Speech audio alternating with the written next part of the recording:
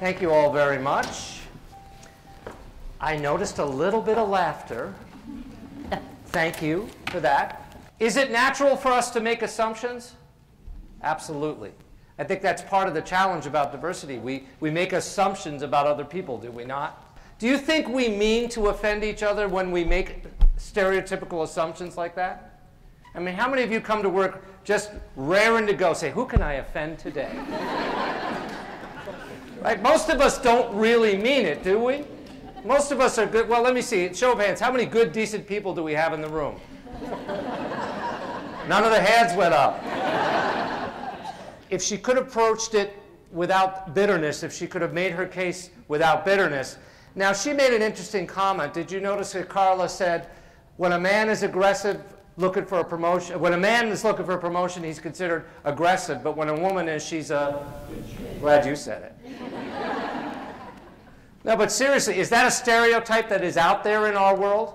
Absolutely.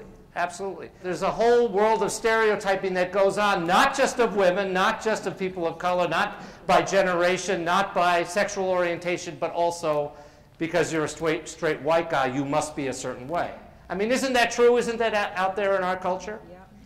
And so I think one of the biggest challenges we have is we are all flawed human beings. We all have our assumptions. We all have our biases. We all have our stereotypes. We're all flawed.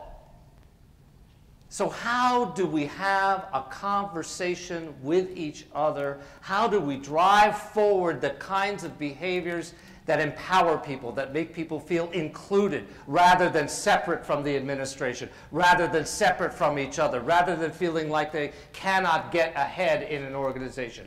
How do we have that conversation? And just let me reintroduce my colleagues. I'm Jeff, the Associate Provost, and this is Farid. And you may clap for Farid if you like. Okay. And this is Carla, who now works for the University of Waterloo. And this is Leanne. Yes. And this is Walter. All right. So we understand you have some questions for us, so fire away. Well, no, I don't think he's had a chance to get to know me at all. He hasn't taken any initiative at all to even try to get to know any of us. So I can only, yes, it is from the past. Pretty hard when you give me attitude all the time. If you want to call it attitude, I guess that's okay. It's just my personality. I'm a very direct person. If if that bothers you, I suppose that's something to look at for you. Do I need to say any more?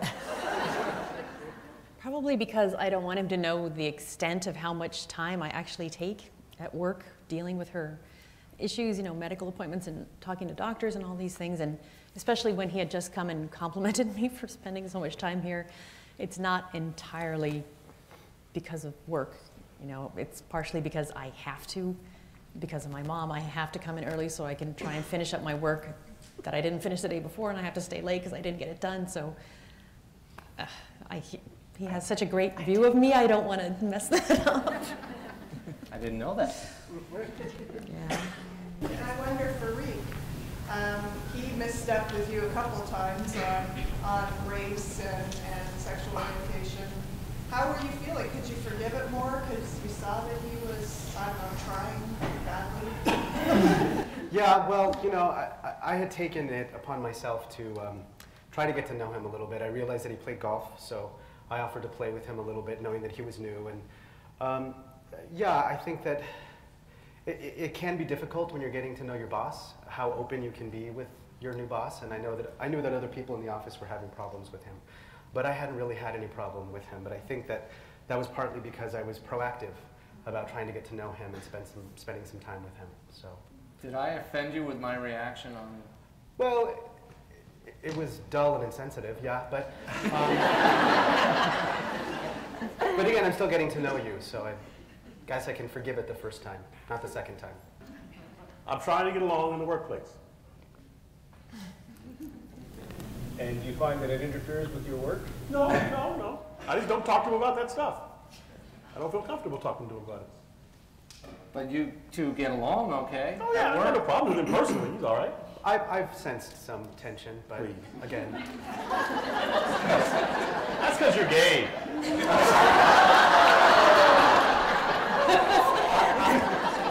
On that note, we have run short on time, and obviously we could have this conversation go on a very long time, but I'm going to wrap up this part of it by reminding all of you that these are actors. Please don't beat them up in the hallway. Actors, please take a bow.